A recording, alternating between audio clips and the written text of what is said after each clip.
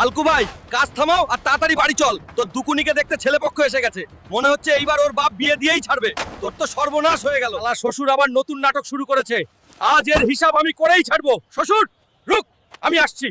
শ্বশুর কালাম, এইটা কি সব নাটক চলছে? এই দুইটা লোক কিসের জন্য এসেছে?